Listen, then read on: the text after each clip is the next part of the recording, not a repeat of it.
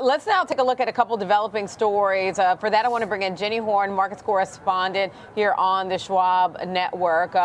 Let's talk earnings first, Jenny. We've got Costco earnings.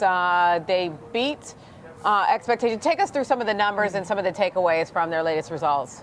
It's fairly mixed. So, yeah, I would say it wasn't exactly a blowout quarter, although if you follow Costco as closely as, of course, we do, and you know that they report sales on a monthly basis, you shouldn't be so shocked because we did see some of their growth in terms of revenue this past month already start to lag. So I frankly wasn't shocked to see more of a mixed picture now sales missing for the second straight quarter for Costco. But executives did say that they continue to attract more customers. They said they saw higher income shoppers, and their pharmacy business was one of the major ways they made new gains this quarter, as customers of all income levels are still battling inflation, with drugstore chains getting really upended by the likens of Amazon and also just higher costs. So their CEO did say that, well, they do plan to sell, more and more of their bulk items, of course, that they're absolutely trying to gain this opportunity to attract more of these wealthy spender dollars, and that overall they continue to find brands that really resonate with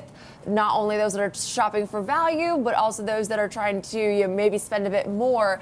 And their Kirkland brand, they did tout as one of the ways in which you can attract a variety of price points, which I can say that is definitely a high quality brand that is relatively low cost. So I'm in agreement there. But their pharmacy segment was their biggest tailwind. They said obviously they're seeing quite a disruption in the pharmacy business right now, and that they're seeing the significant growth, and that's really a lot of back-end work they're doing to try to compete with your Walgreens, CVS's, but more so your Amazons. So I think that this has been a report where you could read into it negatively and say, wow, you're missing expectations for the second straight quarter, very unlike Costco.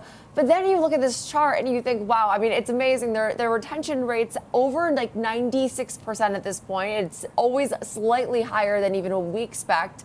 And they're continuing to actually see more and more foot traffic. All of this bodes well. So we're up 50% roughly on the year, Dan, and this has been one of the most consistent and reliable names we talk about really throughout all of retail and grocery offerings.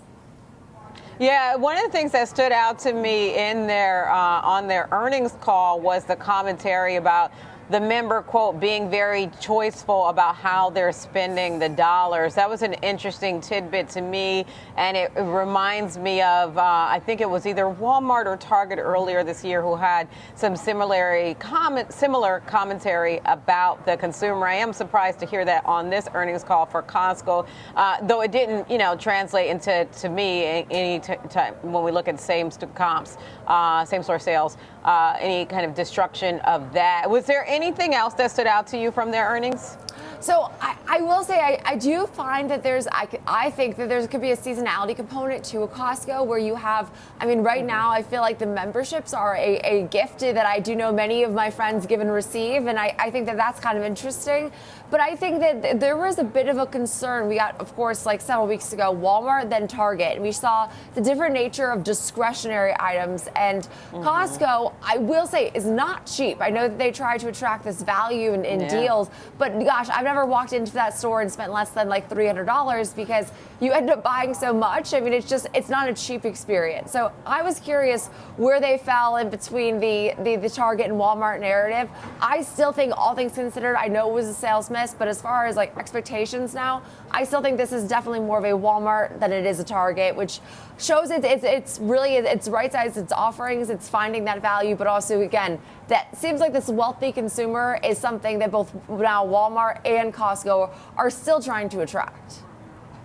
All right, and let's pivot. I know you're on top of another analyst note that we've got out, an upgrade here for Salesforce here. Looks like a little boost for Mark Benioff's company. What do we have here? I know Salesforce, our M&A king, or maybe former M&A king is a better way to put it, but up 36% on the year. We've pulled back about 1% on this week into at least this morning's open. But as far as the street is concerned, KeyBanc is upgrading Salesforce to overweight from sector weight. $40 price target, saying that the energy around Agentforce is pervading their overall conversations with Salesforce customers, partners, and investors, because they said that they're really a huge fan of the wave of AI compared to at least their Copilot previous model.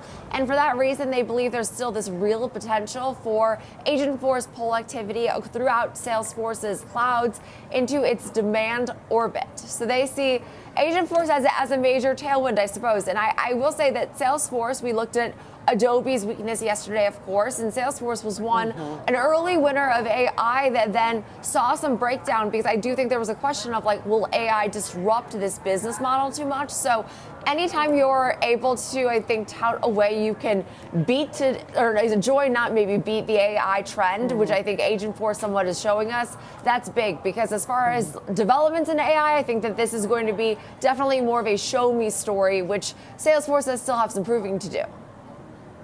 Yeah, and that was a big thing that they hyped at their Dreamforce conference, the Agentforce, $440 price target now from KeyBanc. That means it's got 25% room to run. It's got a ramp to get there. Jenny Horne, markets correspondent here on the Schwab Network. Thank you, Jenny.